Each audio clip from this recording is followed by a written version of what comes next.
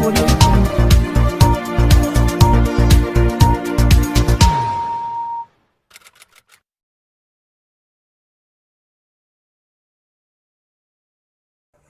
Bismillahirrahmanirrahim. Assalamualaikum warahmatullahi wabarakatuh. Selamat malam, salam sejahtera untuk kita semua, sahabat Nggon Sinau Eloremaisan, para mahasiswa Universitas Pamulang. Kali ini kita akan membahas mengenai tentang wawasan Nusantara. Ada beberapa hal yang ingin saya sampaikan berkaitan dengan materi kali ini. Pertama, wawasan Nusantara secara definitif. Kemudian yang kedua, faktor yang mempengaruhi wawasan Nusantara. Kemudian yang ketiga, batas wilayah Negara Kesatuan Republik Indonesia.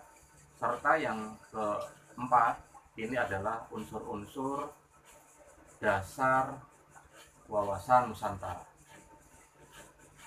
Sebagai prawacana, bahwa yang melatar belakangi munculnya konsep wawasan Nusantara ini adalah karakteristik wilayah Nusantara sebagai suatu wilayah negara yang berdasarkan kepada kepulauan, di mana antara pulau satu dengan yang lainnya ini merupakan satu kesatuan dan tidak bisa dipisahkan satu dengan yang lain.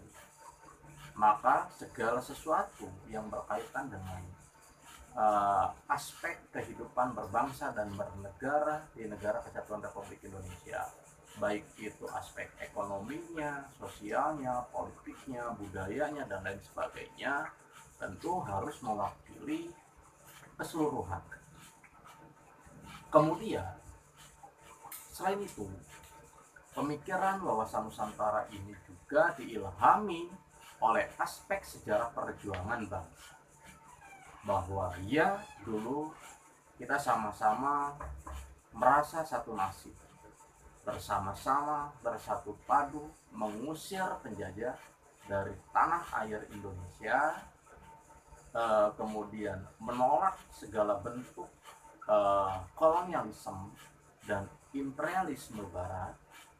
Kemudian juga aspek filosofis daripada Pancasila sebagai ideologi negara serta jati diri bangsa Indonesia. Kemudian bahasan selanjutnya itu wawasan Nusantara sebagai atau wawasan Nusantara dalam konteks definitif. Ada beberapa teori tentunya berkaitan dengan wawasan Nusantara secara definitif. Ya, saya ambil contoh misalnya menurut Prof. Wan Usman, bahwa yang dimaksud wawasan Nusantara ini adalah cara pandang bangsa Indonesia terhadap diri dan lingkungannya sebagai negara kepulauan dalam segala aspek kehidupan. Kemudian menurut Sriyanti, Khaelan, dan Ahmad Zubaidi, mereka berpendapat bahwa yang dimaksud wawasan Nusantara ini adalah cara pandang bangsa Indonesia terhadap diri dan lingkungannya berdasarkan pada Pancasila, Undang-Undang Dasar 1945, serta sesuai wilayah geografis Nusantara yang menjiwai kehidupan bangsa demi tercapainya cita-cita dan tujuan nasional. Sebagai catatan bahwa wawasan Nusantara ini yang kemudian menjadi landasan visioner bangsa kita dalam mewujudkan cita-cita nasional. Kemudian selanjutnya itu berkaitan dengan faktor kewilayahan yang mempengaruhi kepada wawasan Nusantara. Ada beberapa poin dalam pembahasan faktor-faktor kewilayahan ini. Ya, pertama adalah faktor asas kepulauan, ya, atau archipelagic principle. Ya. Ini archi yang berarti terpenting, terutama, kemudian pelagos itu wilayah laut. Jadi archipelagos ini wilayah lautan atau dengan pulau-pulau ya. Jadi wilayah lautan dengan pulau-pulau. Akan tetapi kemudian mengalami penyerapan dalam bahasa barat ya, itu hilang kata lautnya, lebih identik kepada kepulauannya tadi. Kemudian bisa diartikan secara umum bahwa archipelagos ini diartikan sebagai kepulauan ataupun kumpulan pulau-pulau. Poin selanjutnya daripada faktor kewilayahan yaitu kepulauan Indonesia. Bagian wilayah Indische Archipel yang dikuasai oleh Belanda pada saat itu ini biasanya dinamakan dengan istilah Netherlands Austin Dish, kemudian Archipelagos ya. Jadi wilayah jajahan Belanda yang kemudian menjadi negara kesatuan Republik Indonesia itu diistilahkan atau dinamakan dengan istilah tadi. Ataupun banyak nama yang kemudian berkembang sebenarnya dengan negara kesatuan Republik Indonesia pada saat itu. Istilah India Timur misalnya yang diutarakan oleh Multatuli, ataupun Nusantara, ataupun Hindia Belanda, atau Indonesia itu sendiri yang kemudian kita kenal sampai hari ini. Kemudian faktor selanjutnya itu adalah konsepsi tentang wilayah Nusantara. Sesuai dengan hukum internasional bahwa secara garis besar Indonesia sebagai negara kepulauan yang memiliki teritorial, perairan pedalaman, zona ekonomi eksklusif, dan landasan kontinental. Kemudian poin selanjutnya, zona ekonomi eksklusif. Pada tanggal 21 Maret 1980, pemerintah mengumumkan tentang zona ekonomi eksklusif dengan batas sekitar 200 mil yang dihitung dari garis dasar laut wilayah Indonesia. Kemudian, poin selanjutnya dalam faktor kewilayahan yaitu karakteristik wilayah Nusantara. Nusantara berarti kepulauan Indonesia yang terletak di antara benua Asia dan Australia, di antara Samudra Pasifik dan Hindia. Kemudian di wilayah Nusantara ini juga yang kita kenal dengan Indonesia hari ini itu terdapat 17.000 lebih pulau. Nah, poin selanjutnya itu ada juga faktor perkembangan wilayah Indonesia dari dasar hukumnya, kemudian ada faktor wilayah Indonesia.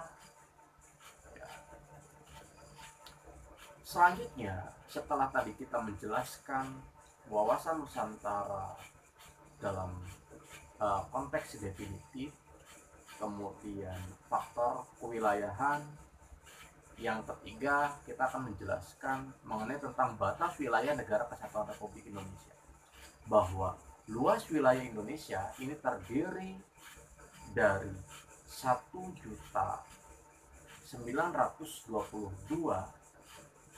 lebih kilometer persegi dan 3.257,4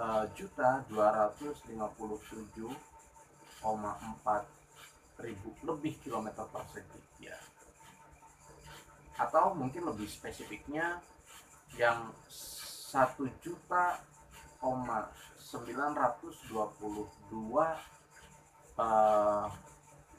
ribu lebih tadi itu adalah daratnya, kemudian yang 3.257.000 kilometer persegi itu tadi perairannya atau lautnya. Nah, batas wilayah Indonesia itu sendiri dari sebelah utara Malaysia, Singapura dan lain sebagainya, kemudian selatan itu Australia, Timor Leste dan lain sebagainya, kemudian barat itu Samudra Hindia dan sebelah timurnya itu Papua New Guinea, kemudian Samudra Pasifik. Ya, kemudian bahasan selanjutnya itu berkaitan dengan unsur-unsur dasar wawasan Nusantara. Itu terdapat 3 unsur penting dalam wawasan Nusantara, yaitu pertama, wadah. Ini memiliki pengertian wawasan Nusantara sebagai wadah itu terdapat 3 komponen, yaitu wujud wilayah, tata inti organisasi, kemudian tata kelengkapan organisasi. Kemudian selanjutnya unsur penting dalam wawasan Nusantara yang kedua yaitu isi wawasan Nusantara. Nah, dalam soal isi wawasan Nusantara ini meliputi 2 diantaranya, yaitu cita-cita bangsa dan asas manunggal. Kemudian